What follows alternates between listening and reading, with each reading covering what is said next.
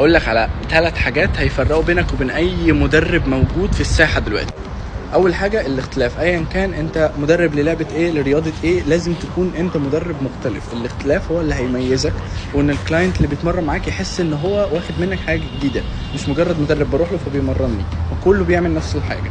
لازم اول حاجه انك تكون مختلف، في حاجه تكون بتضيفها زياده عن اللي بيحصل مع اي مدرب هو راح له. تاني حاجه العلم، ان هو الكلاينت لازم يحس ان انت عندك علم، ان انت بتفيده، ان انت فاهم، ان انت شاطر، وده بيحصل عن طريق النتائج. لازم يبقى في نتيجه كويسه هو شافها معاك، فبيقدر من خلالها بيثق فيك وفي معلوماتك وفي اي حاجه انت بتقولها له بعد كده. ودي تاني حاجه مهمه جدا، لازم يكون عندك مصادر للمعلومه صح، ولازم يكون اي حاجه انت بتقولها للكلاينت تكون هي فعلا جابت معاه نتيجه عشان يصدقك. اخر حاجه هي المتابعه، اللي بيفرق بينك وبين اي مدرب تاني انك انت بتعمل فولو اب دايما، وانك انت بتكون بتتابع الكلاينت، بتتابع ميزانه، بتتابع ارقامه، بتتابع هو بيتقدم ولا هو بيرجع لورا. ده في حد ذاته حتى لو الكلاينت اللي معاك او الشخص اللي معاك اللي بيتمرن هو مش بيجيب مستويات عاليه، حته المتابعه دي مش عند اي مدرب، مش كل المدربين شاطره في دي.